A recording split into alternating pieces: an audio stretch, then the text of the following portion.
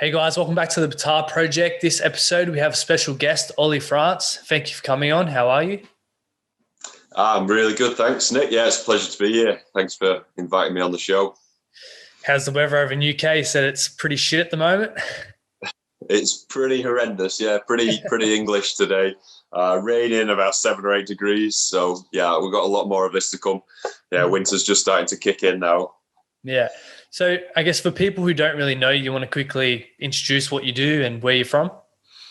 Yeah, sure. So I live in the north of England in a town called Wigan, and I'm a professional expedition leader, taking teams all over the world to especially hostile and remote places. And I also do my own endurance adventures on the side of that. And generally, sort of under normal circumstances, this year is a bit different, but I'd be traveling anywhere between 12 and 15 countries a year, just here, there, and everywhere.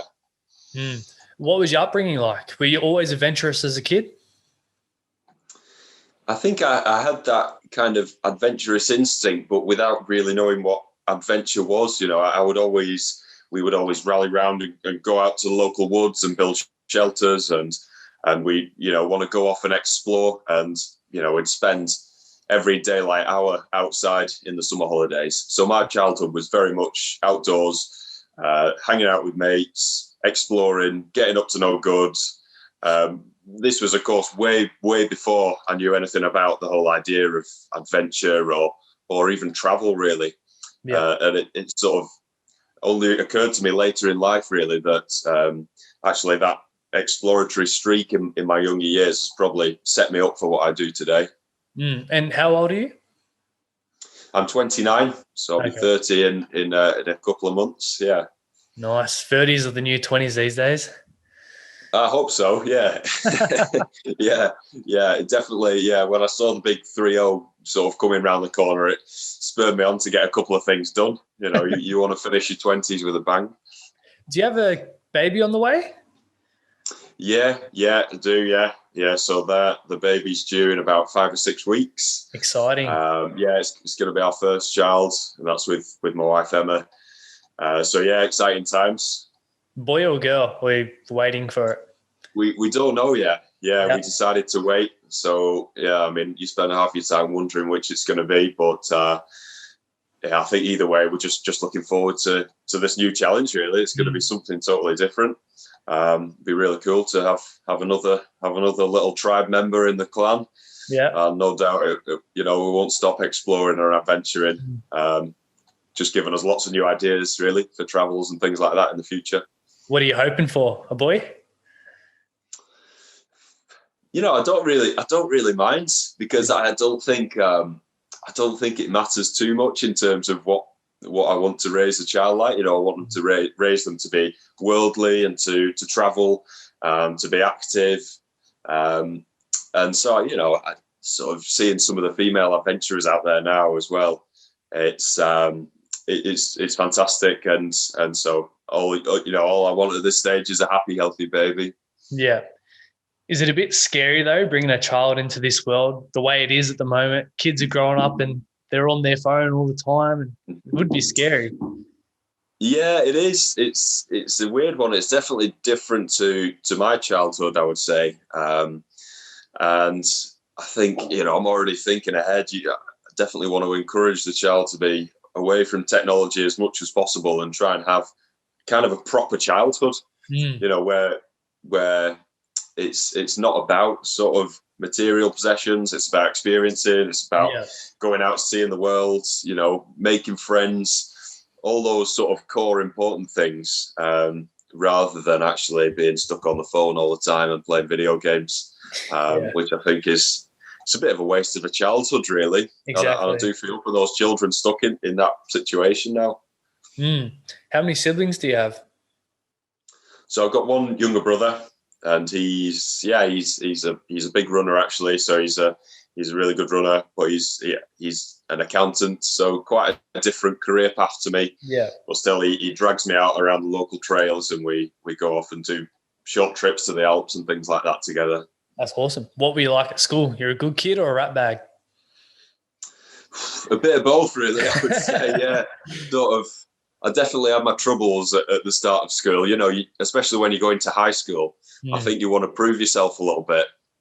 And so you start mixing with the wrong crowd and ended up, just getting in trouble. And but eventually I just got fed up of being told off by the teachers, being told off at home. So I thought, all right, I can't have this. I just need to get my head down a little bit more. But I really struggled to concentrate in school. I would spend my time in class just staring out the window. All I wanted to do was be outside all the time. Yeah. And so I was one of those, every parents' evening that would come around, the teacher would say, they've got potential, but it was always that. I just wasn't that interested in the academic side of things. All I wanted to do was be outdoors, really. Yeah. And once you finished school, did you go to uni or was it straight into travel? Yeah, so I did go to uni. I remember sort of all these universities coming to our college and telling us about the different campuses up and down the country and the different courses and stuff. And at that point, nothing really interested me. And I didn't have a clue what I was going to do. And, you feel like the clock's ticking at that age. You feel like you need to be making some decisions. But it was around that time that I went on this outdoor course one weekend, went rock climbing for the very first time, went hill walking and mountain biking, and just sort of fell in love with it really instantly. And off the back of that, I did a bit of research and found out there was actually a university course called Outdoor Leadership. Oh, really? And sort of realised I could do 3 years at university, going off climbing mountains, rock climbing, learning from some of the best instructors in the UK, and then also learning the academic side of it as well. I thought that sounds like a pretty fun way to spend 3 years and get a degree out of it. And that's so awesome. That's what I signed up for. Yeah, it was amazing. Yeah, people don't really believe me when I tell them it was a real degree. They think I'm taking the piss, but it was an actual degree, and it was an amazing way to spend 3 years. Yeah, that's awesome. I've legit never heard of a degree like that. I don't think we have anything like that out here. Yeah, it's slow. There's only 1 or 2 courses like that in the UK, but it's slowly growing. There may well be 1 or 2 in Australia as well, but I guess it's definitely not mainstream. Yeah. But it is a growing industry, I think, and I sort of sensed that as I was going through university. You sense that people are starting to get a bit more interested in travel and adventure and kind of seeking out experiences rather than things, I suppose. And the outdoors is the natural place to go for that. Exactly. So once you finish that degree, where'd you head? Would you just start traveling around the world then? Well, in my university summers, you get 3 months off, so it's like, let's make the most of it. And I was always encouraged at uni to go out overseas and go on expeditions and things like that. And so first year I went off to Morocco, did a trek for a couple of weeks, and went off to America, worked there. The next year I wanted to step it up a level, so I'd learned a little bit of Arabic, and I went out to Lebanon. I'd always been quite interested in the Middle East, so I spent a month in Beirut living with a local family, which was just this crazy experience. And then went to Uganda the following year, and just through all my travels and through my university degree, just decided that this is what I wanted to do. And so at the end of university, went off to Australia, got my working holiday visa, and sort of travelled down the East Coast and landed in Brisbane.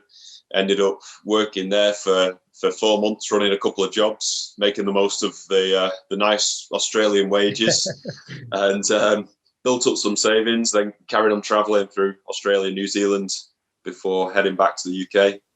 That's awesome. What's, I guess, the biggest reward about adventure? For me, it's that total sense of freedom, and I think it's massively rewarding when you're out on an expedition in a remote place where you're dealing with lots of potential risks and dangers and things like that, but actually you feel like you can look after yourself, and you realize that everything in your rucksack is all that you need to survive. You've got a shelter, you've got warm clothes, you've got ways to purify water, you've got the food you need, and you've got the skills to navigate and things like that. So I suppose it's being out in those environments and feeling totally self-sufficient. And there's a real freedom that comes from that. It's just very, very rewarding, I would say, to be out in those situations, knowing that you can look after yourself and that you can get by, and not only that, actually really thrive and have amazing experiences. I find it very addictive. Yeah. You love to travel to, I guess, these hostile countries where the media portrays these countries as white people shouldn't go there because you're going to get blown up or shot or whatever. And then I talk to people like yourself and others, and they tell a totally different story. Like, I don't understand. Like, it's crazy, eh? Yeah. Well, here's the thing. So, for example, Iraq, I've gone there quite a few times over recent years, and of course, everything you ever hear about in the news is terrible. Why do you hear negative things about Iraq? Because the negative things are newsworthy. The negative things are worth writing about. No journalist is going to write about man gets married in Iraq, man starts new business in Iraq, woman raises children in Iraq. But actually, you go there, and of course, all of these things that happen in the Western world are happening there, and with 99.9% of the population. But of course, that doesn't reach the news. Sometimes it takes you to travel to those places and see it with your own eyes to understand that despite these occasional problems, the vast majority of people are just living totally ordinary lives, building families, building businesses. And actually, there's some of the most welcoming and hospitable places that I've ever traveled to, where you'll be invited into people's homes, invited for tea. Everybody will want to come and talk to you, take selfies with you now. And so the more, I suppose, you break down these stereotypes, it gives you confidence to visit more places like that. Yeah. Were you, I guess, scared, first of all, going to some of these countries? Yeah, absolutely. Yeah, because it's so easy to let all of those negative stories just get in your head. And, naturally, when you're researching a place that you want to go to, you end up hearing all these warnings and don't go here, don't do this, be careful of this potential scam, watch out for crooked police officers, don't walk the streets at night, things like that. And it gets in your head, actually. And so I remember the first time I was flying into Iraq, and you just sort of look out the window and see this totally different place that you've only ever seen on the news, and suddenly you touch down and you think to yourself, what the hell am I doing here? There's definitely like a period of adjustment once you land in the country to start to understand the place. And I mentioned that I take people there on expeditions, paying tourists who want to go to these places. And for me, like that first 24, 48 hours is really important, when you take people out onto the streets and just get them. It's almost like acclimatizing. If you were climbing a mountain, it's acclimatizing to this new culture, which is totally different to our own. It does take time, but eventually you do settle right in. Yeah. So what drew you to go to those countries? Well, I'd sort of grown up in this, I suppose. If you looked at like the international news when I was growing up, it was all about the war in Iraq, the war in Afghanistan, 9/11, terrorism. So and I used to read the news quite a lot when I was growing up. And so this is all that I'd read about. And naturally you might think, so why would you want to go there? But I sort of became really interested in just finding out what these places were like, for real. And so, as I mentioned before, one of the first steps for me was going out there to Lebanon in 2010, I think it was. And again, this was a country which had been through decades of civil war, and you land there, half the buildings are still destroyed in certain districts of the city. You'll see armed trucks driving around. You'll have soldiers with guns at checkpoints and things like that. But again, you soon learn that it's totally normal. And in terms of why I still go there, why I keep on going to those places, a big reason for me is that sense of adventure So some people, when they're seeking adventure, world first trips and things like that, they'll go to the polar regions or they'll go to high mountains and things like that. But what I've found over recent years is that you can go to places that have been cut off by war or dictatorships or government restrictions for years and years, but actually they've got some of the most incredible landscapes on Earth. And I think of northern Iraq as another example. You've got beautiful snow-capped mountains, really green fields and canyons and just the most incredible landscapes. And nobody's been there. So it really does feel like exploration. And I suppose as you travel more and more, you meet more people. They give you tips about, have you heard of this little region in Chad? Or have you heard of the mountains in the Wakhan corridor in Afghanistan? And slowly you start learning about these places, which are right at the cutting edge of exploration. It just takes that sort of guts to actually go out there and see it. I'd love to go to Lebanon. It looks very beautiful from what I've seen. Yeah, Lebanon is absolutely incredible country. It's kind of crazy what happened earlier this year, though, over there. Yeah, it is. It's unbelievable, really. Literally destroyed a quarter of the city. Huge explosion, but that sort of speaks to the political failures over there. When countries are totally mismanaged, these are the things that can happen. And it's literally a ticking time bomb waiting to go off in the case of Lebanon. Yeah, unbelievable scene. Have you had any, I guess, scary experiences where your life has been in danger in some of those countries? I suppose there's been brief moments where you feel like you're in danger. For example, in the Congo, so I went out to Democratic Republic of Congo, which is right in the center of Africa. It's a country which has had, again, years of war, but sort of underreported, I suppose. And they say actually that around 5 million people have died in the Congo in the last 10, 15 years. So it's the greatest human casualties since World War II. But again, you wouldn't really know about it. Still today, Congo is a very volatile region, and there's lots of militia groups. And so as soon as you arrive in there, and we traveled there from Rwanda, which is now relatively safe, pretty peaceful, headed over into Congo, and it just feels like you're stepping into just a tinderbox. And you see, once you drive out of the city, Goma, where we were, you see kids with AK-47s. You see lots of people hiding in the bushes with guns. It's a terrible road. You can only crawl along. We were traveling with an armed guard, but it just feels like something could kick off at any moment. You can feel like electric tension in the air.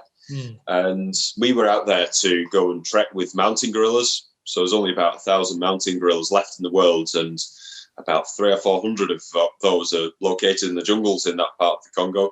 So we were driving way up north into Virunga National Park.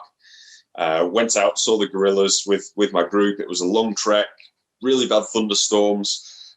One of our clients, he was an older guy. He tripped and hurt his knee. He was injured, so I was helping him off. By the time we got back to the Land Cruisers to head out of there, it was almost nightfall, and the guard said to us, "Look, it's a 4-hour drive back to the capital. It's far too dangerous to make that trip at night, and so we're going to have to spend the night in this little village that we were near." So we spent the night there. It was very tense. They said, "Don't leave the hotel at any point." We didn't plan for this, so we just had a few rations to share amongst us. We did manage to make it out of there in the morning, but I think what brought it home, how tense it really was out there. About 4 days later, 7 park rangers were killed in that exact village where we were staying by a militia group. And so that was a real shock. You feel like that was a real near miss. And for sure, that particular place, that is the heart of violence, the heart of conflict. And I suppose it was an education, really. I learned a little bit more about how nuanced you need to be when you go into places like that. Often you have this heart of conflict, but then you have these other surrounding areas. But yeah, that was a bit of a scare, I suppose. How can you enjoy a trip like that when you're on edge the whole time that something could pop off? Yeah, good question. It's two extremes, really. So you've got that on one side, you've got this feeling of tension, and you can sense the volatility of the region. But then you've also got the opportunity to go and trek with mountain gorillas, of which there are, the critically endangered species, where you can walk within 2 or 3 meters of these gorillas and have this once in a lifetime experience. And so that's the reason that's drawing me there, I suppose. It's knowing that if you're willing to take that risk and put up with that, you can have this huge reward. You can go and have this life-changing experience. And so I suppose it's finding a balance. It's judging whether that is worth it. Yeah. Is it worth going through those regions in order to have that experience? For a lot of people, the answer would be no. But I've found generally it's worth taking those considered risks, and of course planning for them and planning around them, in order to go out and experience some of the world's most fascinating places. Yeah. I guess, what was it like being around the mountain gorillas when they're nearly extinct? How many was in the group? Yeah.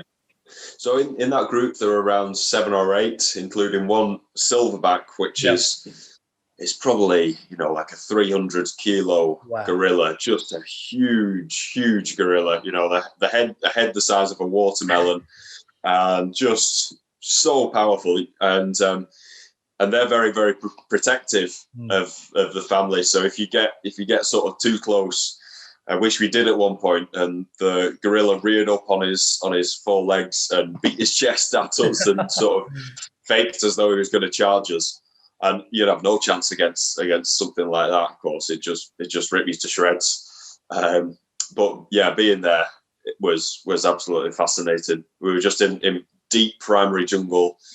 It was torrential rain, but it didn't matter. We were just having this really intimate experience. And I think with gorillas and apes in particular, there's a bit more to them than a lot of animals. You can sort of look in their eyes and you can see there's something going on there. It's like they've got a soul.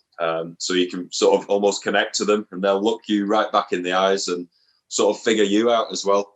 Yeah. So it was a really cool experience. Yeah, they're very smart creatures. It would have been such a surreal moment. Oh yeah. Yeah, unbelievable. So are you into animal conservation? Do you do that sort of thing? It's not been a main focus of my trips so far, although we have been, on various safaris and things like that, especially in places that where there's limited protections and high risk of poaching. But no, it's something that I would like to devote a bit more time towards, really. Because you look across lots of parts of the world, and Congo is an example. It was really interesting during those years of war, which I mentioned, really brutal civil war. Interestingly, the gorilla population actually grew in the Congo during that period, and you can identify these other spots across Africa in particular where you've got these war zones, but actually you've got park rangers out there putting their lives on the line, literally, to protect some of the world's rarest species. And so I suppose it's those places, more than maybe your more common safari destinations like Kenya, South Africa, places like that, that interest me, and I'd like to spend more time in those regions. Yeah. Yeah, it's sad that these animals are slowly dying off, because I guess us as humans are killing this planet. And yeah, these absolutely. animals may not be around when your kid grows up. It's scary. Yeah, it's very true. When you think about a thousand of the species left, that is nothing. That is absolutely nothing. It could be that 1 year of strange weather, or or if poaching was to increase, they could be gone, you know, in the blink of an eye. And once they're gone, there's nothing you can do to get them back. So yeah, they really are on the edge in a lot of regions, and so I think anything that we can do, and one way in which we can help as tourists, is by going to these places, putting a bit of extra money into the park rangers and the people supporting the operations, and hopefully working to preserve those species a bit longer.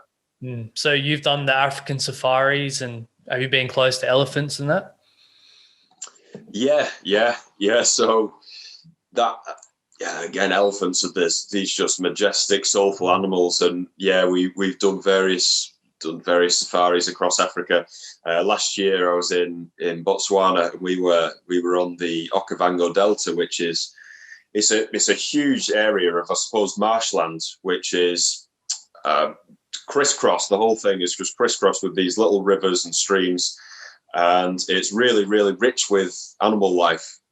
And so we were there with leading a school group, actually. So we had about 16 school-age kids, about 16 to 18 years old, and we were traveling through this region on dugout canoes, and all around us, elephants, giraffe, hippos, zebra.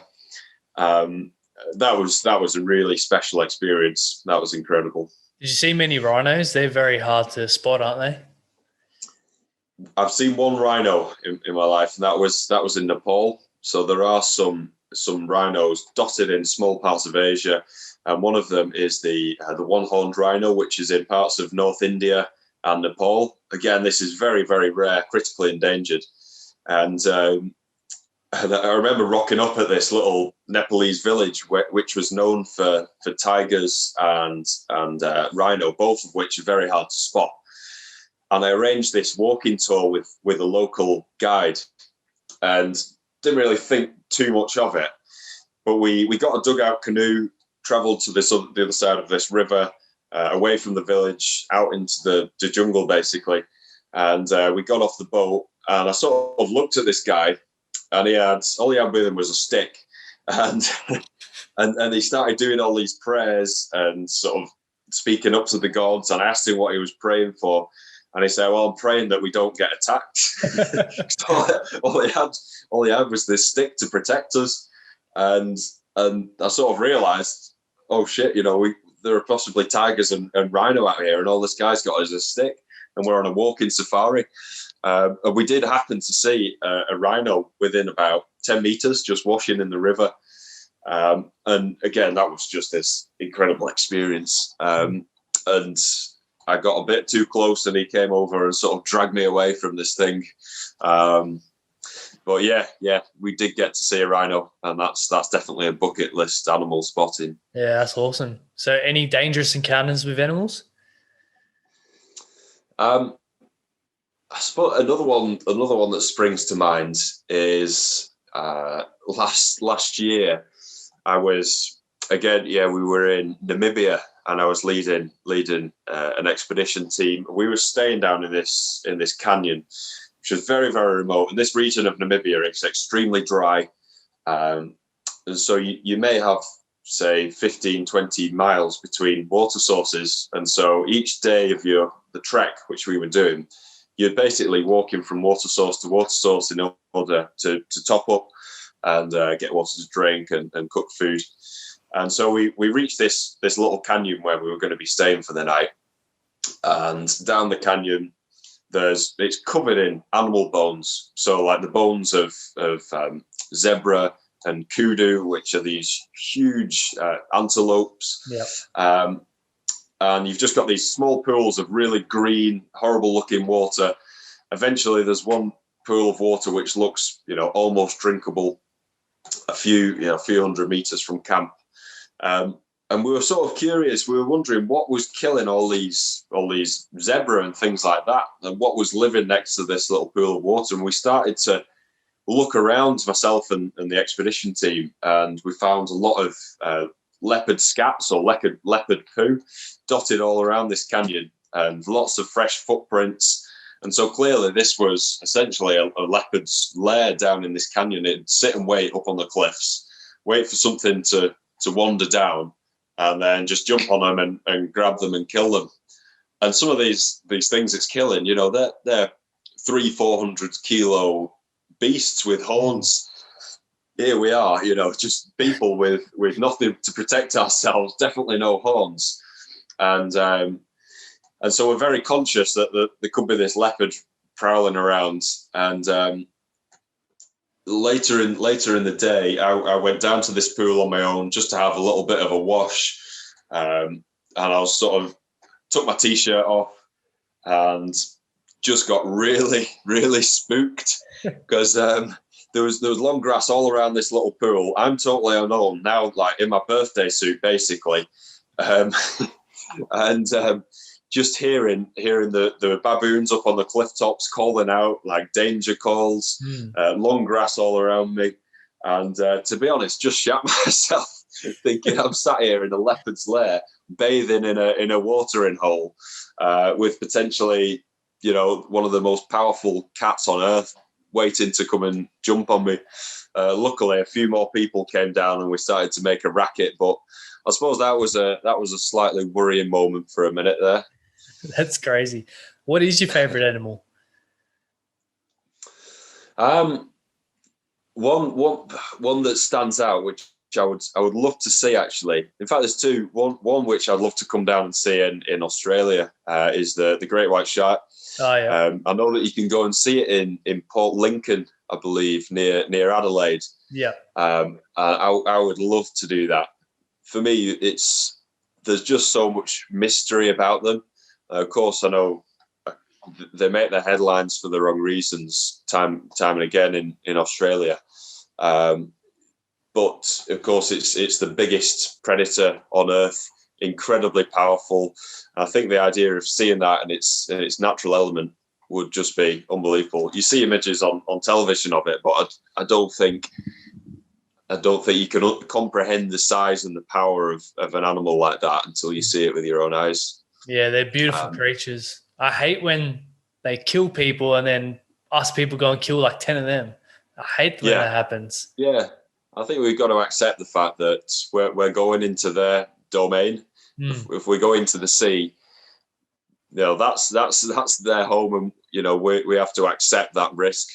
Of course, we can do things. We can put up nets and make it safe areas and things like that. Of course, but yeah, there's always going to be a degree of risk if we go out into a wild animal's domain.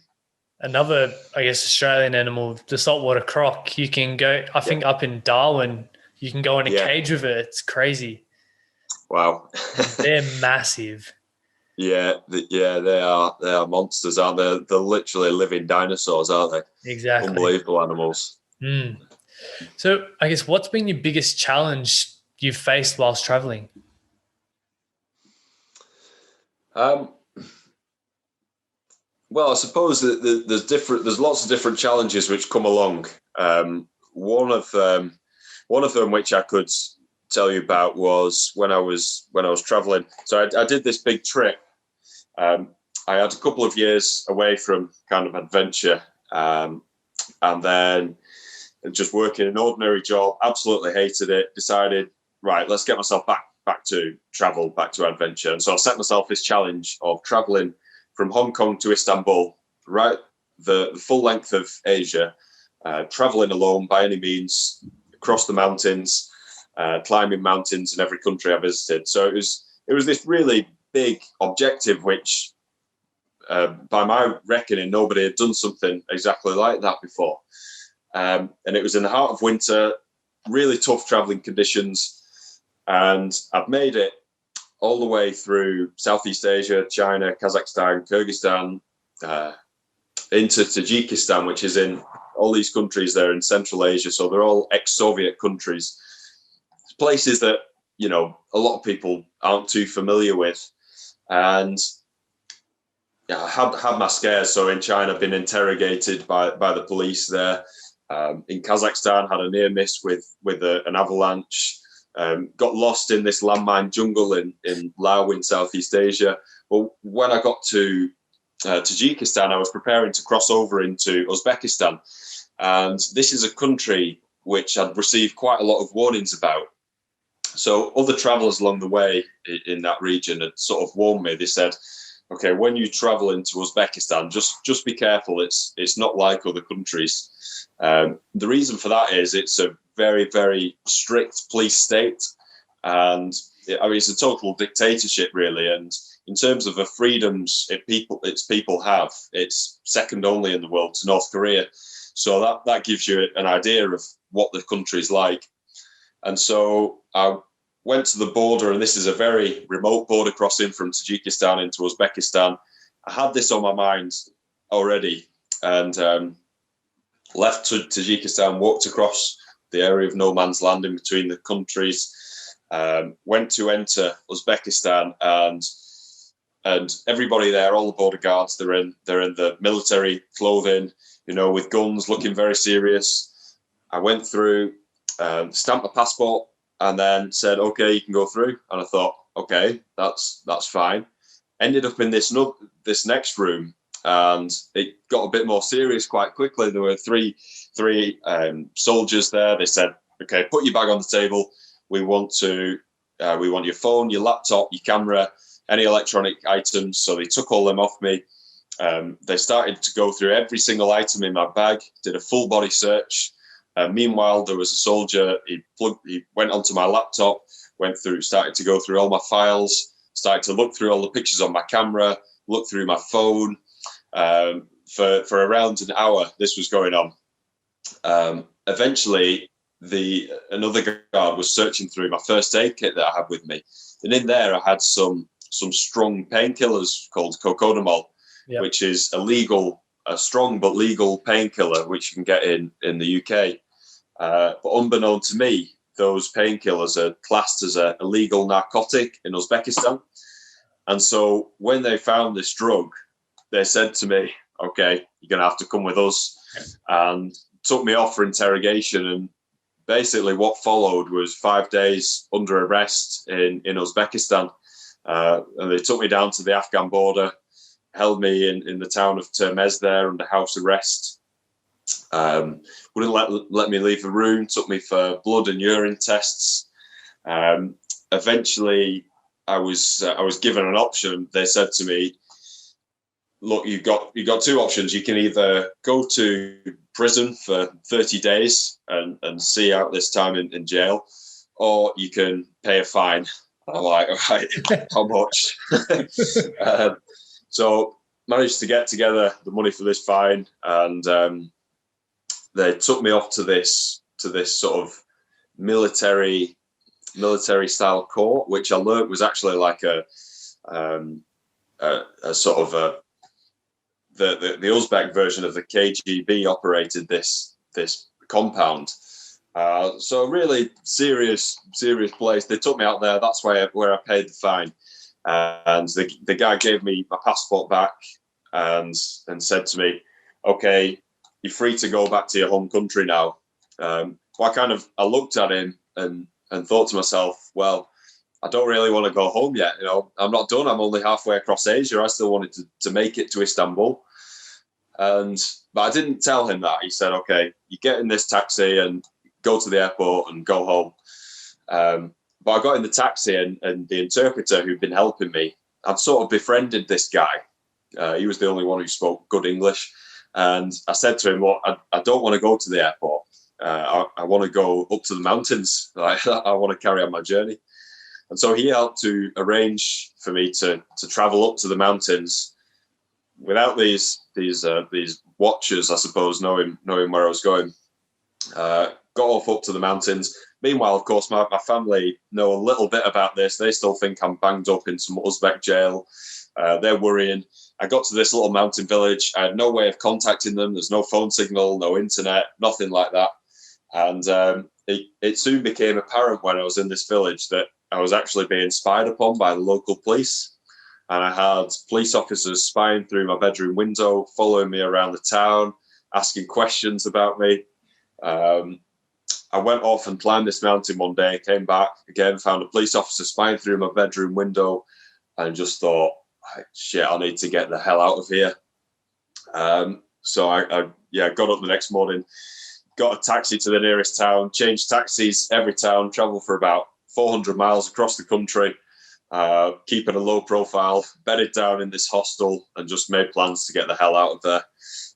But yeah, that was quite a scary experience. That was crazy. What was it like being in jail then? How much was the fine that you had to pay? The fine itself was $500. Okay. Yeah. So it's, when I was traveling on a budget, it felt like a lot, but actually, given the options to save myself from 30 days in jail, it was $500 well spent. So at first I was held on the border in this very basic cell, and then the subsequent 4 days I was under house arrest. So this was sort of the holding area before I would have been taken to prison if I would have gone down that route. And so I was basically in a squalid local hotel and not allowed to leave the room. I had guards visiting me, and it was very, very basic, stains all over the mattress, no sheets, nothing like that. The whole room was just falling to pieces. What was the food like? Strange. I mean, they'd just bring me a bit of food every day. One day they turned up with this whole roast chicken. So I had nothing to eat it with. I just had a whole roast chicken and I think some rice. Strange, but they did feed me. They fed me all right. I was just glad to get the hell out of there. Yeah. And talking about food, what's been the weirdest foods that you've eaten? This one came in Azerbaijan, and so this is a country in the Caucasus region, just south of Russia. And I was getting a taxi over there. You get these sort of shared taxis where they don't really have buses as such. You just flag down basically almost any car, and they'll give you a ride to where you're going or part way along your way. And other people get in the other seats, and you basically just share this taxi. And so I was in this car for quite a long journey across Azerbaijan. We pulled up to get some food. He asked me, are you hungry? Didn't speak English, but asked me if I was hungry. And so took me into this kind of like driver's bar, driver's diner kind of thing on the roadside. Very poor looking area. Don't see many tourists for sure. And took me into this restaurant and said, "Oh, it's okay." You basically sort of indicated to me, like, "Don't worry, I'll order for you," because the menu's all in Russian. I have no idea what it says, no idea what to order. And this is quite a common thing. You've just got to guess, basically. Yeah. And so he said, "Don't worry, I'll order for you," and sort of placed the order. A few minutes went by, and this thing came out, which is basically like a clay dish with about 2 inches of oil in there. And in it was just dozens of testicles. I don't even know which animal they were from, but it was just a dish with deep hot oil, some onions and testicles. And you can imagine it was just totally disgusting. but I had no choice. So yeah, testicles it was for lunch. Nice. Yeah, I love talking to travelers and hearing the foods that they eat. I spoke to a guy, might have been in Norway or something, and he ate fish and they pissed on it to ferment it. Lovely. Yeah, it's just what you want, isn't it? A bit of piss on your fish. Exactly. And then there was another guy, I forget what country it was. It was a Middle Eastern country, and they'd milk a horse, and then they'd cut the goat's head off, pour it with the milk, and then it turned alcoholic after a few days or something. I was like, wow. I think I've seen this one actually. Yeah, they seem to like goats' heads and goats' brains. That's quite a common thing. Feet. Sometimes you'll just get sort of animal feet in some bowls of liquid. It's not very appealing for us Westerners, I don't think. No. On that Hong Kong to Attenborough trip, that was 108 days. I think I've done my research. Yeah. That's a long trip. Yeah, it is. It was a long trip, and it came at an interesting time, really. As I said, I was working this job which I hated, just felt this total need to get away. But at the same time, I was engaged to my girlfriend. We were due to be getting married. We had the wedding coming within about 6 months. Was also doing this house renovation at the time. We just bought the house. We had the mortgage. Suddenly, I've left my job. I've no income, anything like that, and I'm off on this adventure. And really planned it in a rush, and set off. My wife, who's luckily very, very tolerant, sort of said to me, "Well, how long's this trip going to take? You know, we got the wedding, we got the house, all that." I sort of guessed and said, "Well, maybe 6 weeks." And 6 weeks down, I was only about a third of the way across Asia. So yeah, in the end, it took almost 4 months to make the journey from Hong Kong to Istanbul. Wow. I remember just a little side story on that one. I think this was in Georgia or Armenia. I was speaking to a guy, telling him what I was doing, and he just could not comprehend it. He said to me, "Look, do you not realize you can get a flight, you can get a flight from Hong Kong to Istanbul. It takes about 10 hours. Yeah, I know. I just decided to do it this way. He's like, "No, it'll be cheaper to get a flight. You should get a flight next time." But yeah, of course, it was all about the journey. And did you write a book on that journey?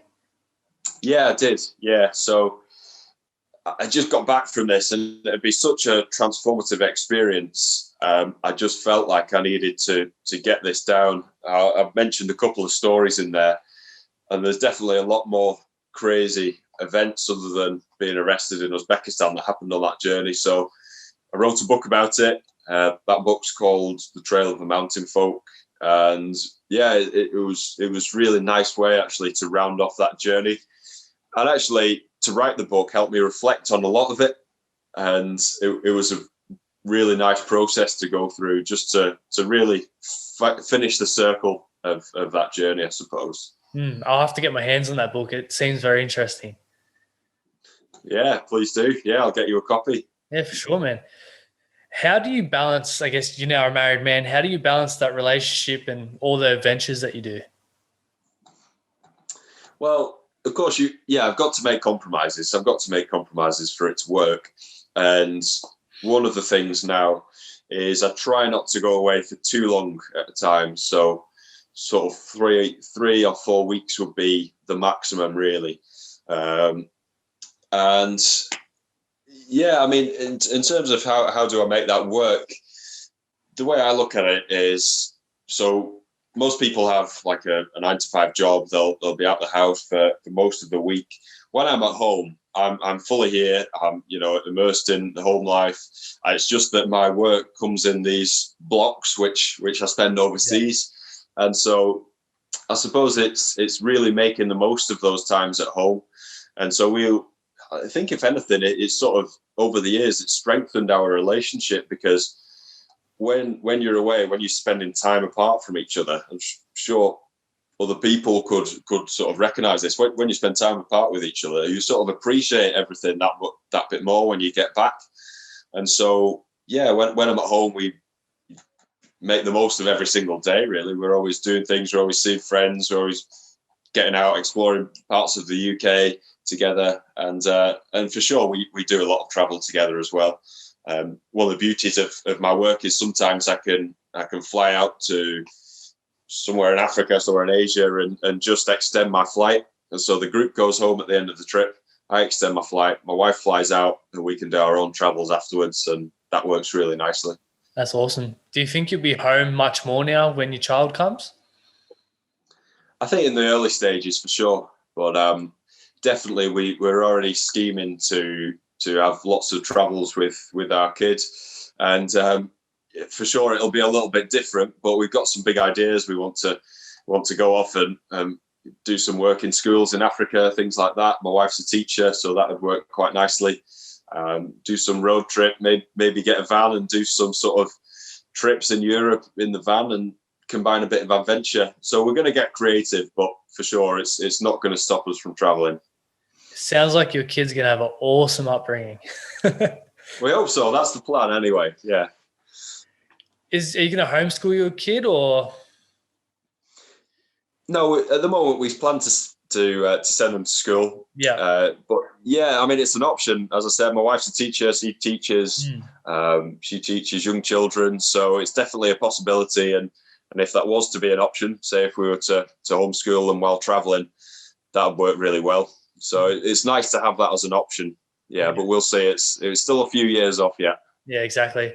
I think as a child, you'd learn a lot more about yourself and the world actually being out there rather than in school. It's going to be great that you're going to provide that opportunity for your child too. Yeah, absolutely. Yeah, I think you can learn a lot from the classroom, but still, as anyone who's finished school and gone out into the big wide world will know, there's still a lot to learn once you've finished school about dealing with people, about business, and all those kinds of things. And so, yeah, that's definitely a big ambition of ours to give our child a worldly upbringing. Yeah, especially when you go to countries that they don't have as much as what you have back at home. Like, it'll make your child feel so much grateful for what they have. Yeah, absolutely. Yeah, and that's something that always sticks with me too. Even the smallest things, you appreciate the fact that you've got running water in the kitchen. You appreciate the fact that you've got a fridge with food in it, and that you've got a shelter which isn't falling down around you. It totally redefines what you think of as important. And for me, it's a realization that it's less about material goods and more about community and experiences and things like that. Yeah, like you would have seen it firsthand going to these countries, and these kids have nothing, but they're the happiest kids in the world. Oh, yeah. Yeah, absolutely. Yeah. I mean, I would describe it as just pure joy that you see in a lot of these children. And even at just, you might give them a balloon or throw a balloon up into the air or something like that. Something as simple as that can just evoke the purest joy amongst the children. If you threw a balloon at a child in England, they'd be like, "Oh, piss off! I'm on my PlayStation." So no, it does. It redefines what's important to you, I think. Yeah, so many more people need to get out and experience that. They're so trapped in their bubble and going by society's rules, and that's why so many people are unhappy with life. Yeah, it can be the case. Yeah, I think it's very easy to follow what we see as normal in our society without really getting control over our own lives and thinking, is this what I want my life to be? Not is this what society is telling me my life should be? It's actually being a bit more conscious about how you want to live your own life and thinking about that. If you want to live your own life, going to an office 9 to 5 every day, and that's what you love and that's what you enjoy, that's awesome. But I think we just need to be a bit more conscious of what we're actually doing with our time on Earth. Yeah, exactly. So often we just get dragged along on this roller coaster and we're not making those critical decisions in our own lives, which is crazy because we only get one turn on this planet, of course. Yeah, I've found it because I'm young, I'm only 23, so I only finished school 5 years ago now.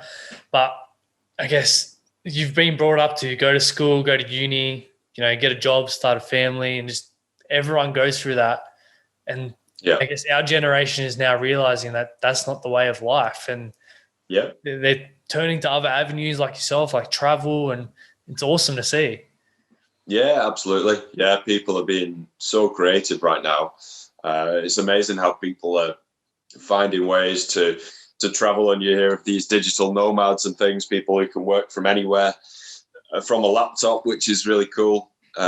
Definitely, I think people are being a bit more creative and becoming aware of breaking the mold, I suppose, which has just been built into us over the generations. I think COVID has really helped with that too. People don't have to go to a office to work. They can work at home from their laptops, or if they get laid off their work now, they can be more creative and do their own thing. It's awesome. Yeah, absolutely. Yeah, I agree. So on travel, what's it like traveling by yourself? Does it get lonely at times? It's a very different dynamic to traveling with a group or traveling even with one other person. One of the things I find about traveling solo, traveling alone, is that you meet so many more people, and actually you have a lot more freedom to be impulsive. So if I'm traveling alone, you're on the lookout for people to talk to, people to meet, and in a lot of places there are other people like you looking to do the same, or there's locals who'll take you off to places, and without being constrained by a travel partner or a group, if somebody says, "Hey, there's this amazing village. It'll take a couple of days to get there, but once we get there, there's this really cool trek, and why don't you come with me?" And you can just sort of say yes. You don't need to check with anyone. You've got total liberty and freedom to just say yes to opportunities. It can get lonely sometimes when you're traveling for long periods, when you don't get to have conversations because nobody speaks English for days on end, and you're sort of stuck in your own head a little bit. But yeah, sooner than later, if you're willing to put yourself out there a little bit, for sure, you'll meet people and you'll be able to be impulsive, and I think have a richer experience sometimes when you're traveling alone, when you're just willing to go with the flow and say yes to opportunities. Yeah. How do you deal with the communication barriers and navigation? Yeah, communication can be a challenge for sure. And sometimes you're in places where simply nobody speaks any English. But it's amazing that you can find ways to communicate without actually speaking a single word that's the same. And you can use body language. You can somehow tell jokes, over language barriers. You can explain things. You can give directions. You can ask questions somehow by pointing and by gesturing. It's amazing how you can actually bond and make people laugh and things like that just by using these different methods. Now, more recently, we've got technological developments which will help us. Phones which can translate, as we're speaking. I've seen with the new update on iPhone, there's a new translation thing you can use. Yeah, it's awesome. Yeah, I think very soon we'll have something where we can speak and somebody's hearing in their own language as we're saying it. I think that's not far away now. We've got all the technology pretty much to make that happen. So yeah, I think soon it's going to make travel that bit easier. And for sure, sometimes things get lost in translation, but it's all part of the experience, isn't it? Yep, exactly. So in regards to navigation, how do you work that out? So navigation is generally something I research myself. So I use various apps. It really depends on the trip. Sometimes I'll have paper maps. Sometimes I'll have apps on my phone, which are very, very effective, can pinpoint your location anywhere in the globe, identify contours on mountains and trails and even the remotest little villages. Sometimes I'll use GPS devices, GPS tracking devices, and I'll have satellite phones and things like that. So really it depends. Yeah. And equally, apart from all of those tools that you can use, I think local knowledge is a really important factor, especially if you're traveling in remote and potentially hostile places, to get that additional local knowledge, which, sometimes I've heard literally watch out, there's a minefield halfway up that mountain, just around the bend of this road, make sure you don't go off there, or yes, that road is usually really good, but there's just been an avalanche a couple of days ago. There's no way of getting past. And so it's really important not to go out to these places and think you know it all. I think that's a big mistake. Those interactions and building local contacts is really the difference often between success and failure on a trip. So that is absolutely critical. Have you ever been lost? Because by the sounds of it, it's very hard to get lost with technology and I guess the local guides too. I suppose never hopelessly lost. I had one period, which I mentioned briefly before, where I was trekking in deep jungle in Laos in Southeast Asia and just ended up way off the trail. And what sort of added to the pressure of that situation was that there was lots of unexploded ordnance, unexploded bombs, essentially, and landmines scattered across this region. So once you're off well-known trails or well-established trails, you're at, significant risk of stepping onto one of these. And that does happen still to this day, years after the Vietnam War. So, dense jungle, that can be one of the most tricky places to navigate. Luckily, in that situation, after a few hours hacking through the jungle, I managed to find an established trail and get my way out of there. But yeah, with the benefits of technology these days, getting lost is quite difficult to achieve. And no, I've never had any catastrophes where I've been totally and hopelessly lost. Yeah. What are some of the other expeditions you've done? I've seen you've done Snowdon, Tour du Mont Blanc. I think I got that right. Is it Triffin, the Mountain Triffin, and Glider? Yeah. Those are a few Welch mountains. So you may have seen those. I've posted some videos about those. But yeah, it's the international expeditions which have been the big ones, really. Yeah. And the recent expedition, which was my real big challenge, was this Lake Baikal expedition. So Lake Baikal is the world's biggest, deepest lake, and that lies in Siberia, Russia. And so it's every winter the surface of this lake freezes solid, and it's just over 400 miles long, this lake. So it's a huge lake, not far off the length of England. And so I had this idea, which was inspired by learning about a couple of other people going out to this lake. I had this idea to trek the full length of this lake, walking on the frozen surface from one end to another. And this was a plan which I came up with around 2 years ago now. And I put in 18 months of planning. I researched it really heavily. I had to get lots of specialist kit for the expedition. My temperatures would be around -20. It's prone to gale force winds. You got to prepare for how you're going to connect your tent to the frozen ice. How are you going to grip the ice with your shoes? How are you going to stay warm? What are you going to do if you fall through the water? How are you going to melt snow? There's all these questions that I needed to address. Speaking to some local experts and other people who've been out to the lake really helped in that preparation phase. And then come March this year, March 2020, after a lot of planning, a lot of time, flew out to Russia to begin the challenge. And it turned into probably the biggest physical endurance test I've ever taken on. How many kilometers was it? So it's about 660 kilometers in total. And I was fully self-supported. So I was dragging all of my food, everything I needed for the entire trip in a 60 kilogram sled. So dragging that, and of course you've got 660 kilometers to cover. So that's initially my plan was to try and do it in 20 days.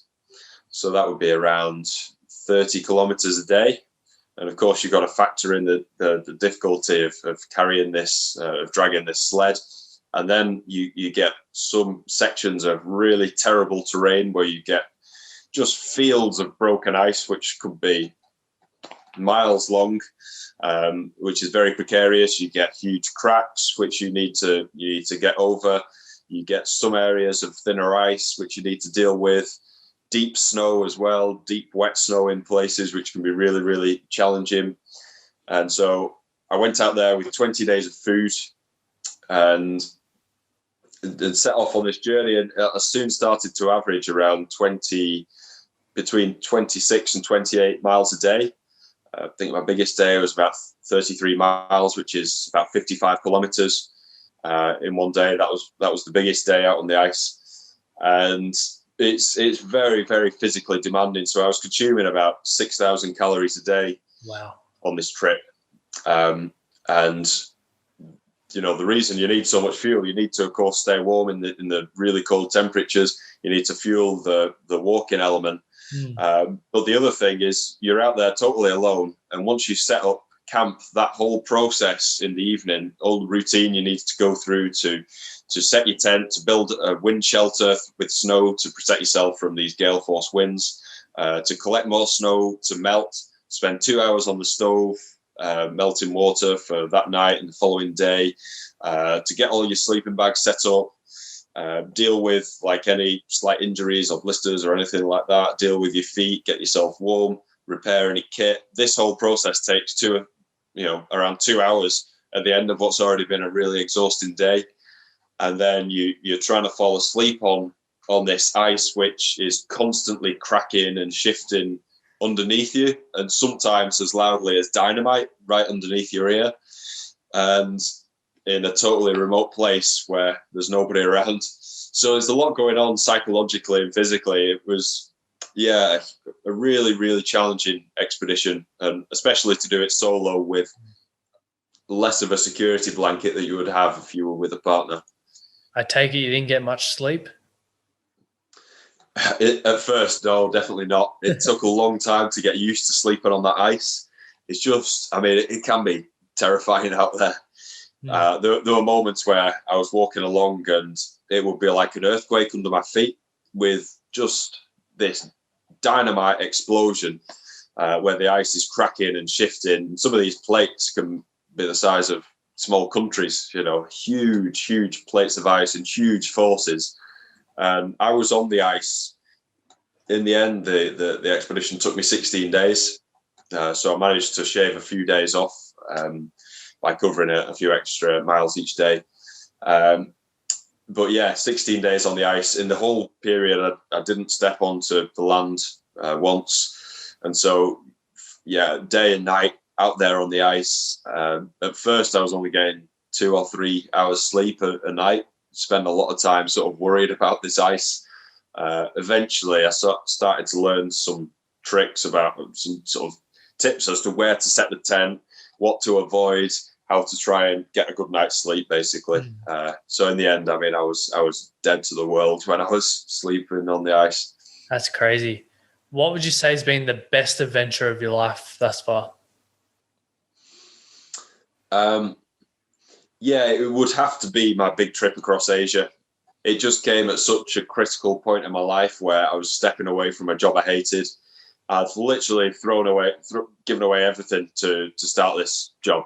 I'd risked everything. I had no backup plans. I wanted to devote my life to adventure, but if this expedition was to go wrong, then it would all be down the drain. I'd spent months dreaming of it and planning it. And it, as I mentioned before, it just became this totally transformative journey.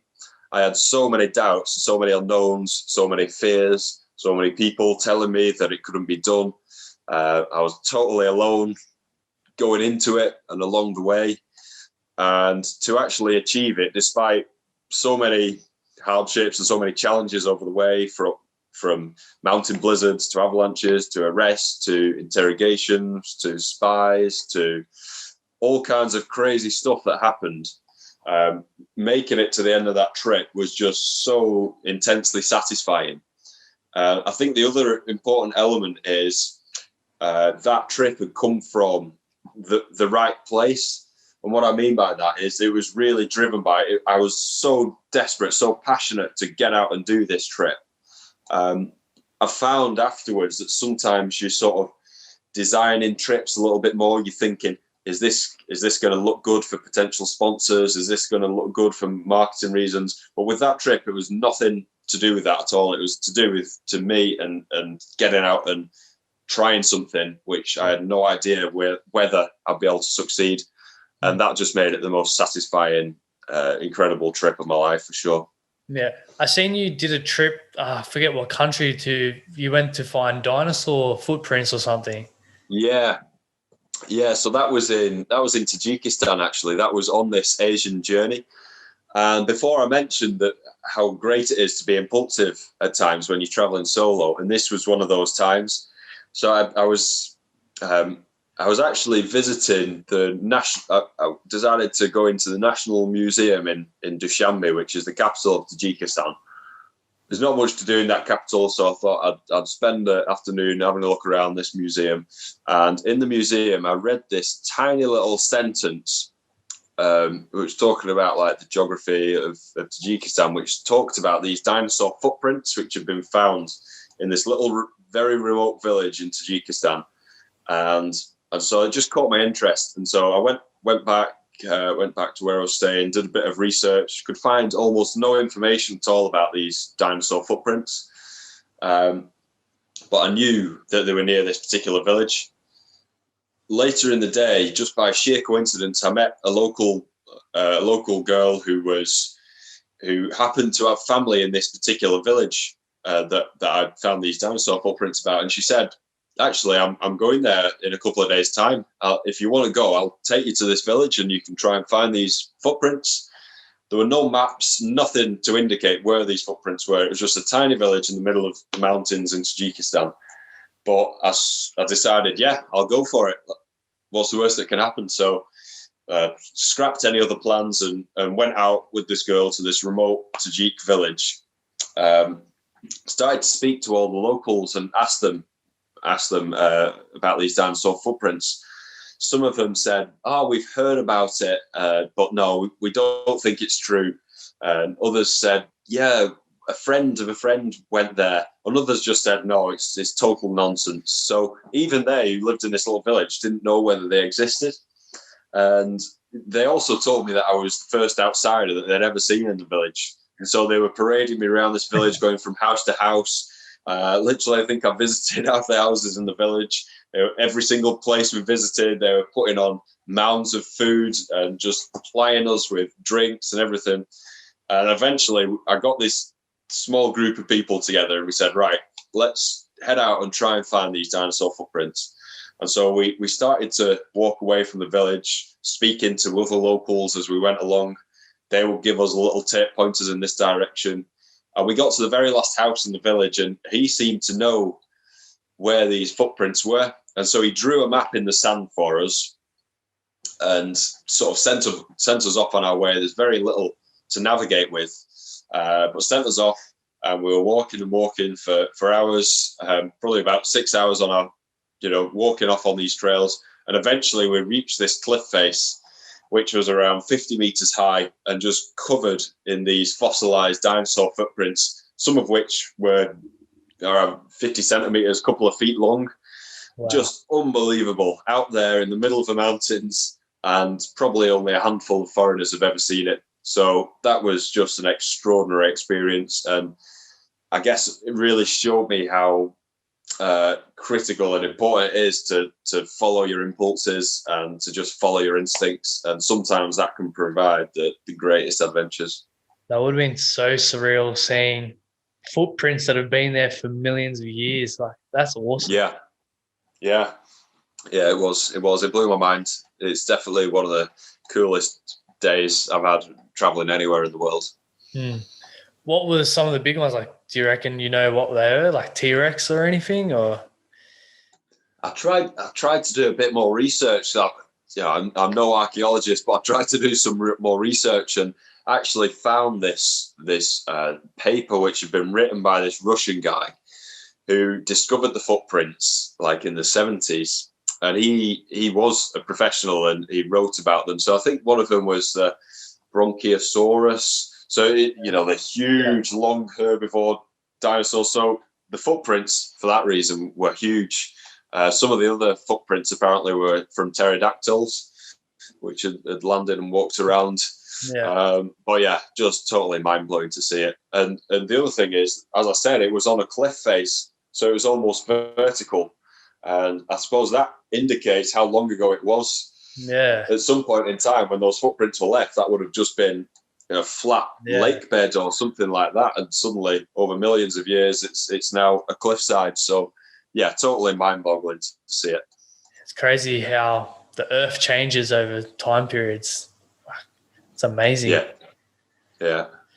And for you, I guess you're the only outsider that's kind of seen that, the only white person that's been there. That's an awesome story that you get to hold for you the rest of your life.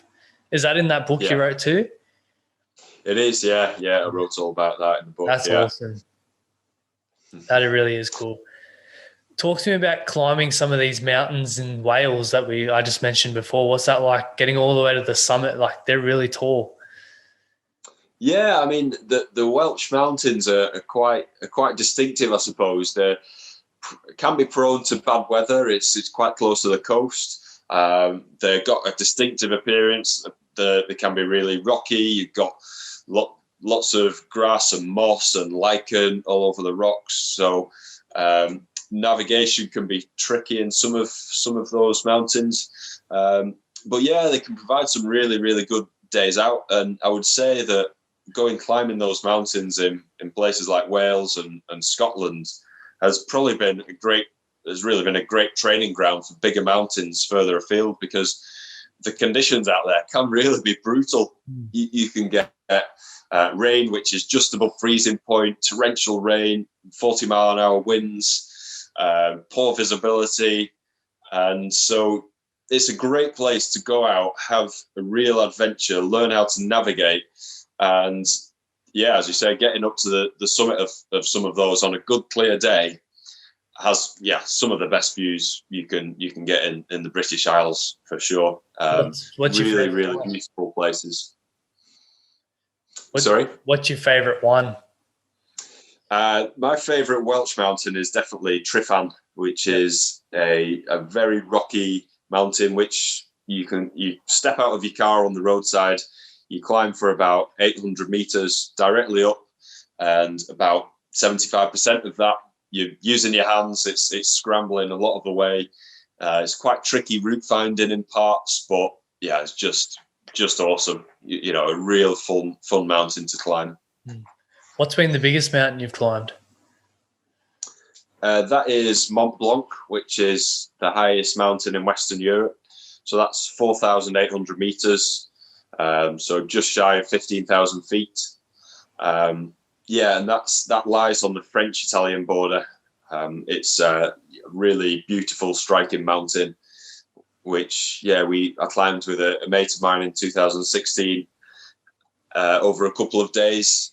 That was so cool to stand on the roof of Europe, overlooking the Alps. Great big, real mountains, which a lot of people say to me as a Brit, "Oh, you don't have real mountains in England." But definitely, you go out to the Alps and you feel like you're in the real mountains. So that was awesome to go and climb Mont Blanc. That's awesome. I'll definitely be wanting to do that one day. Yeah, couldn't recommend it enough. Definitely, it's a great thing to work towards. Yeah, that's why I love talking to people like yourself and travelers. Like, I haven't done much travel myself, but talking to you people, like, it makes me excited to actually start traveling and get out there in the world. Like, there's such a whole world out there that I haven't experienced yet. And there's probably still plenty that you haven't even touched yet. It's awesome. Oh, definitely. Yeah. I feel like I've done a lot of travel, but I still feel, I've really only just scratched the surface. There are dozens and dozens of countries I'm yet to visit, and loads that are very high on my list. So there's a lot more to see, and I always see it as the best addiction you can have. Yeah, and I've not stopped yet. I don't plan to stop for a long time. Yeah, they do say once you start, you don't stop. Absolutely, I would agree with that. So, where's the strangest place you've spent a night when you've been traveling?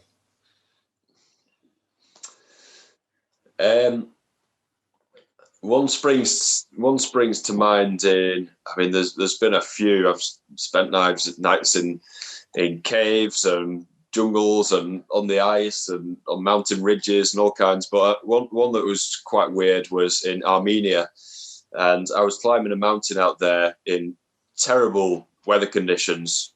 This was solo again, fairly remote mountain. And there was a huge storm that day I was climbing it. I started to descend, and my initial plan was to just camp conventionally. But the weather was so bad, I thought, with lightning, storms, and just torrential rain, strong winds, I thought I could really do with finding a proper shelter here.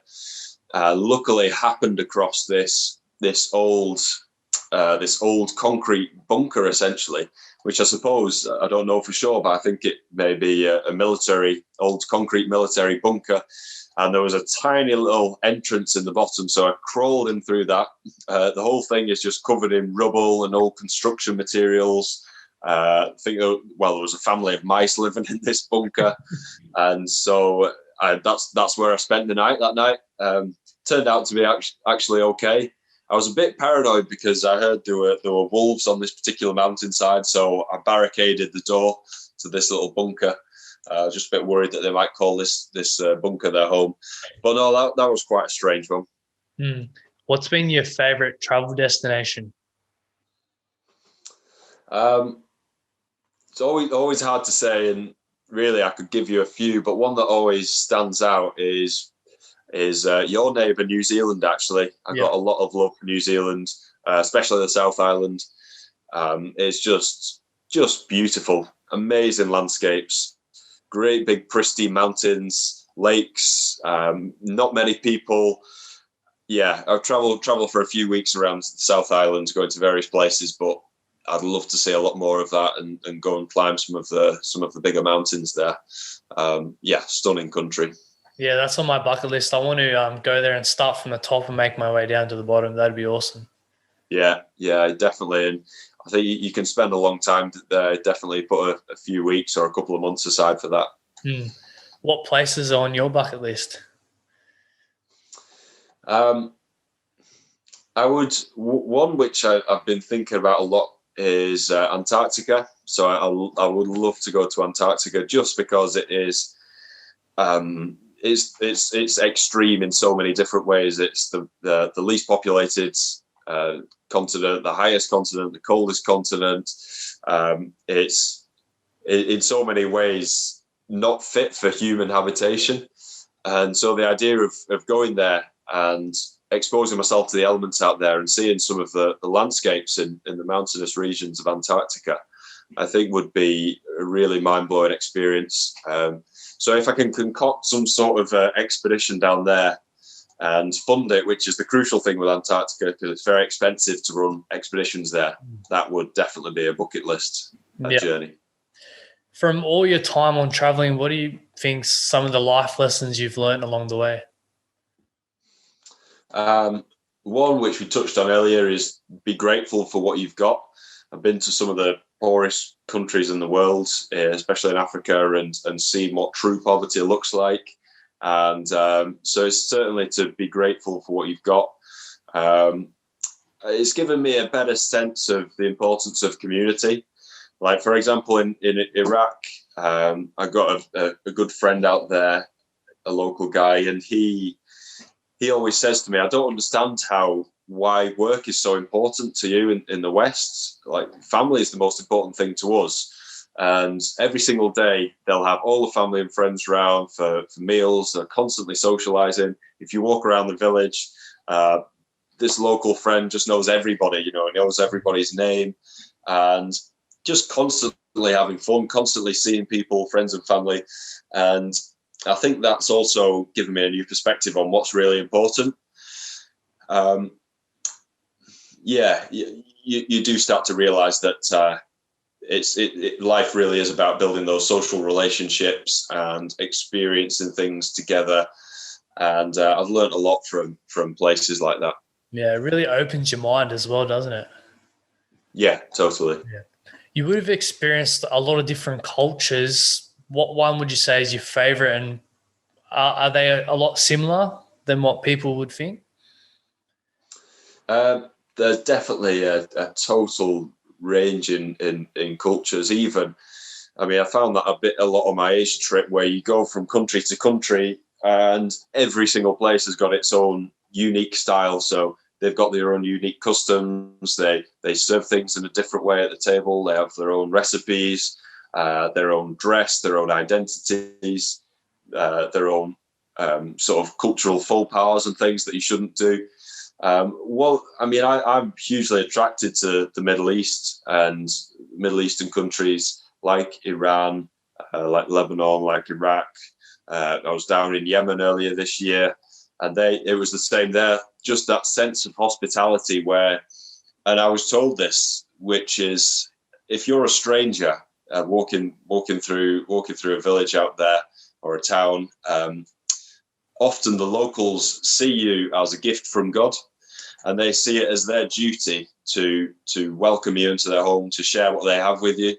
And it's not just they're not just saying that, they really mean it, and people will drag you into their homes to share a cup of tea with you. And so it's this hospitality that I'd never experienced before. But time and again, traveling through those Middle Eastern countries in particular, I've witnessed that, and it is just so humbling and heartwarming, especially in regions where they actually don't have very much, or they live on very low wages, but still they will give you everything they've got and more. That's immensely humbling. For people who, I guess, want to start traveling, what tips would you give them? First of all, I would say don't spend so much time thinking about it and planning it. It doesn't need to be the perfect trip. Just get out there and do it. Just get out there and start traveling. If you really want to be intrepid about your travels, book yourself a flight somewhere. Think of a couple of things you want to do. Maybe you want to climb a mountain or go on a trek, or if you're into more cultural things, you want to go and see particular towns and cities. But just get out there and start doing it. I would always encourage people to have local interactions. A huge part of travel for me has not just been the destinations, but also the people you meet. So definitely take the time to meet local people, spend time with them. I always try and avoid any tourist traps, avoid tourist restaurants and things like that. I always try and find out where the locals are eating and eat there instead, because for sure the food's going to be better and it's going to be a more interesting evening. And just don't be worried about getting off the beaten track, I suppose. Although I said to you before, I've never got terribly lost. Sometimes I do go out with the intention of almost losing myself. I'll wander off into a city and not really look at my map and just sort of follow my nose. Yeah. And sometimes that can be the best way of really getting a sense of a new place. There are a few things that I would definitely encourage people to do. And I suppose have in your mind that 99% of humans are good, and that people will help you, people will look out for you. And sometimes it's hard to remind yourself of that, but it's absolutely true. So never be afraid to ask for help and ask for directions and things like that if you need it. Yeah. How much does it cost to travel? Because you said you're on a budget before. What's usually your budget? Yeah. Well, it varies. It really varies, and I've met people who travel on a total shoestring, and there are ways in which to do that where you can travel overland on the cheapest class seats on local buses and local trains. You can stay in hostels, or you can couch surf and stay with local people. You can hitchhike and things like that to get around. So I've met people who travel on $10 a day quite comfortably. But equally, at the other end of the scale, you can spend as much as you like. For me, I don't necessarily have set budgets. It really depends on the trip. So, for example, if I was to go for a couple of weeks to Africa, go on a trek, maybe with flights and food, you'd be talking a couple of grand probably. Yeah. But often you pay much more for your flights, and once you're actually out there, it's very, very cheap to get by. Yeah, a couple of grand would be more than enough for a good adventure. Yeah, it's always the flights that cost the most. Yeah. But of course, there are new ways to travel, and I think, as I proved to myself really on my Asia trip, there are lots of great alternatives, and sometimes traveling by road or sharing lifts or cycling is a really great way to cover distance and to see countries in a new way. I guess it comes down to how adventurous you want to be. Yeah, totally. So when you're back home, what kind of hobbies do you have? So I definitely like to keep active as much as possible, and I do something physical every day, whether that's some sort of circuit training or trail running or climbing local mountains or rock climbing. Right now I'm doing quite a lot of that and trying to get out to local climbing areas as much as I can. Winter will be kicking in soon, which means all the mountains in Scotland especially and the north of England will hopefully have some good snow and ice. And so you can get your sort of winter clothing and winter equipment out and go and have a bit of fun up there. That's always a season that I really love. But yeah, I really just like keeping active as much as possible and getting out and exploring the outdoor world as often as I can. Do you do any long distance running? A little bit. I wouldn't classify myself as a long distance runner. A long run for me would be 20, 25K. Yeah. I'm sort of a reluctant runner, I would say, but no, I've grown to love it over the years. I used to be a sprinter when I was younger, so I really had to force myself to start running further distances. But yeah, one of the things I do to enjoy running is always try and run in new areas. I really enjoy running on trails. I just find it a bit more interesting than running on roads. And if I can add a social element, if I can go running with a mate or something like that, I think it's a bit of extra motivation as well to get out and run. It's definitely a great way of sort of just keeping those endurance levels up. Yeah, I only just recently got into long distance running. Of course, COVID gyms got shut down, so I had to find something else to do. For me, naturally, playing rugby league growing up, I was never really a long endurance runner. So it's been a totally different change. I ran my first marathon about a month ago now. I ran 20 Ks on the weekend, but slowly building that base up. So it's all a process. It is, yeah. You've got to allow all your tendons and ligaments time to adapt, I suppose, which can take time. Yes. Yeah, my joints they what hurt the most. When I ran my first marathon, my knees were shot the day after. Yeah, I bet. I was gone. Yeah. No, that's a good effort. Nice one. Yeah. What would you say has been your biggest struggle in life, and how did you overcome it? The one that does stand out is, and I suppose I brushed over it really, but it was being in this job which I actually absolutely hated for 2 years, and I was just totally miserable. I was working from home at the time. It was a sales job. I was selling kitchens. That was the job. And working from home, I had like company car, company laptop, things like that. So on the surface, people might think it's a good job, but I just absolutely hated it. I was so miserable. Turned out to be pretty hopeless at selling kitchens. But I mean, I would spend all day just lying in bed, just wandering around the house, trying to build motivation, and was just totally miserable. So it was hard actually to sort of carry on with that, but it was really hard to get out of that and to quit the job and to step away from the salary in my bank account every month, which was basically that was the only thing keeping me in the job. Literally just doing it for the safety net of that salary. But yeah, that was a really sort of miserable time, I suppose. But I did learn a lot from it. I learned what I want to do with my life, and it gave me a bit of funds to do some travels and to buy a house and things like that. So it wasn't totally wasted, but I definitely learned that I never want to go down that road again. And I'm glad that it was only 2 years and not 40 years and then retirement. What was the feeling like when you finally left? It was just like the biggest weight off my shoulders. You know, like I had this dark cloud just following me around, and suddenly it just went. Just felt totally free again. It was an amazing feeling.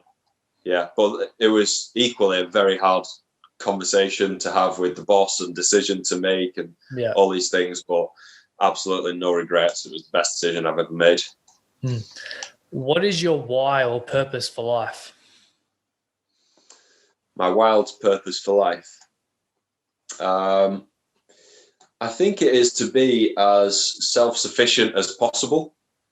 So I talked about this idea of being self-sufficient on expeditions.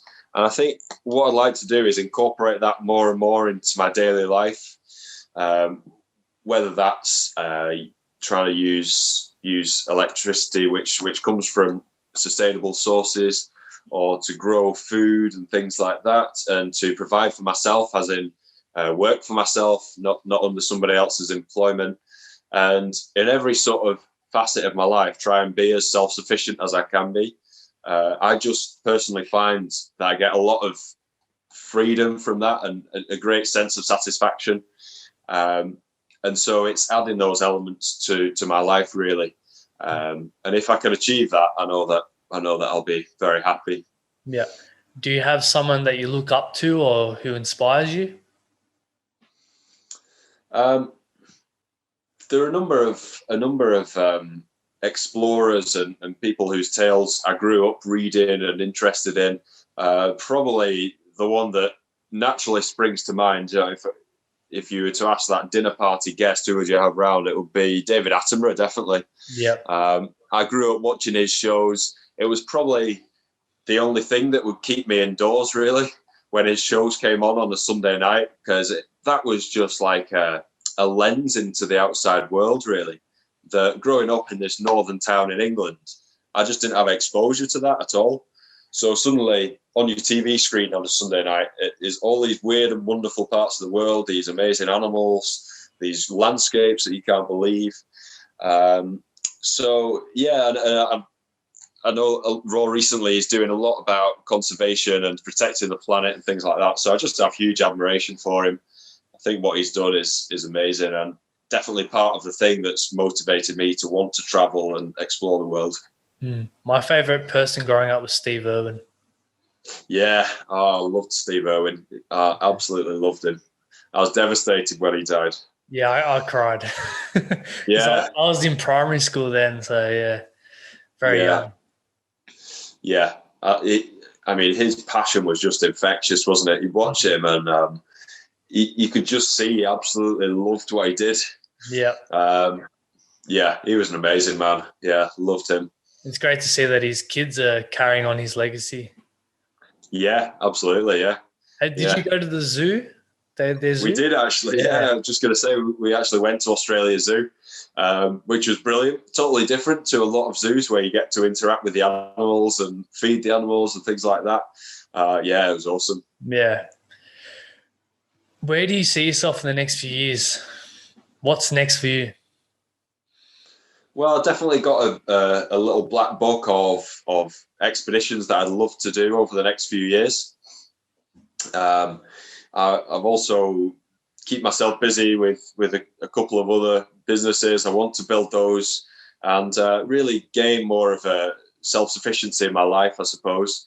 I want to start to give my child this upbringing, which I've been talking about, where we can take them on adventures, go and explore parts of the world with them, and I guess gain joy from their appreciation of the world. And just continue this journey I'm on of exploring new places, meeting new people, and saying yes to opportunities, and really trying to soak in as much of life as I can, as a general rule. That's awesome. So my last two questions for you. When your time's up on this earth, what would you like to be remembered for? And what's your definition of success? I'd like to be remembered as somebody who didn't go with the norm, somebody who pushed themselves to do, I suppose, extraordinary things. I want to try and achieve extraordinary things in my life. I want to try and do things that a lot of people, I suppose, aren't willing to do or aren't interested in doing. And what was your second question? Sorry. Your definition of success. My definition of success is happiness, really.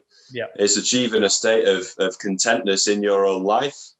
For me, success cannot be measured by anything but happiness. you look at some of the richest people in the world, and they're not happy. They're not happy with their lives. They've got problems. I think that real richness, that real success, comes from finding a life in which you can be happy, where you're happy to get out of bed every day, and you're happy with the direction your life's taking you in. And so that would definitely be my answer. Awesome. Well, thank you for coming on. It's been an awesome chat. For all the listeners out there, where's the best place they can find you on socials or get their hands on your book? Yeah, so if you want to say hi on socials, definitely head over to Instagram at Oli_France, OLI_France. Shoot me a message, especially if you are an adventurer or budding adventurer. More than happy to chat. There's also my website, oliverfrance.com, where you can find various other links to trips I'm running in the future, and also a link to my book. So, yeah, and I just want to say thank you very much, Nick, for having me on the podcast. It's been great to chat to you and connect with Down Under. It's a big place in my heart. I absolutely love Australia. I'll have to give you a heads up when I'm next down there. Yeah, for sure, man. Awesome. Well, thank you for coming on, and good luck in fatherhood when that comes along. Thank you very much, Nick. Yeah, great speaking to you. Awesome. Have a good one. You too. Cheers. Cheers.